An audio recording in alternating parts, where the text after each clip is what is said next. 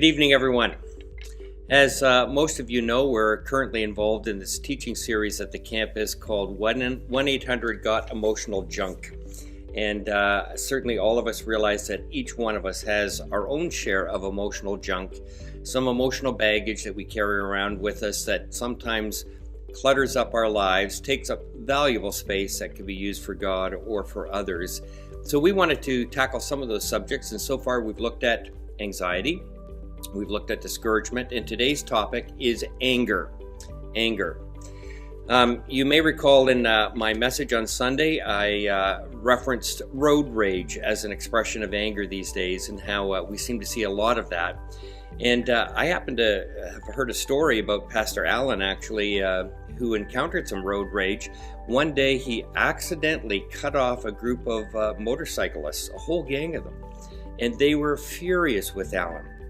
But Allen was cool and calm under pressure. So they dragged him out of his car.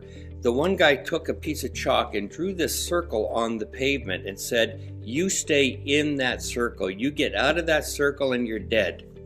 And then they walked over to Allen's car, and one of them looked at Allen, put his hand on the antenna and broke it off, and looked at Allen and wanted to get a reaction. But Allen was calm and cool. No anger at all. So the other guy went over and he grabbed his windshield wipers and ripped them off. Looked over and still Allen was calm and cool to the whole thing. And this was getting the motorcycle gang very frustrated. So they pulled out their chains and they started to smash up his car and took out their knives and cut up the side of his car and slashed his tires. And meanwhile, Allen is so calm and cool through all of this that he's actually giggling. So one of the guys went over to Allen and said, "Hey buddy, we just destroyed your car here. You should be really angry. How come you're not angry?" And Allen looked at them and said, "Well, while you guys weren't looking, I stepped out of the circle 3 times. I'll wait for this round of laughter to to stop, and poor Allen is recording this for me right now, so he's groaning in the background. But boy, road rage sure is an expression of anger these days, isn't it? And by the way, that story was completely fictitious, completely. But we all know that anger gets the better of us from time to time. And think of back when you were a teenager and how you had probably a difficult time controlling your anger. I know one father who had a son who every time the son would get angry, he would put his fist through the wall, just right through the drywall.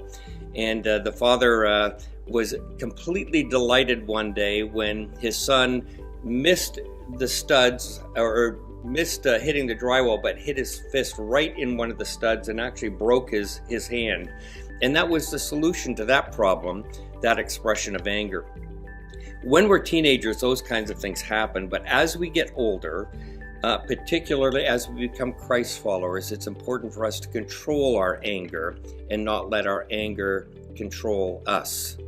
That's kind of the gist of what we've been talking about, and we looked at Ephesians chapter 4. I just want to read a bit of that for you. The angry way of life, the uncontrolled way of life, Paul says, "That, however, is not the way of life you learned when you heard about Christ and were taught in him in accordance to the truth that is in Jesus.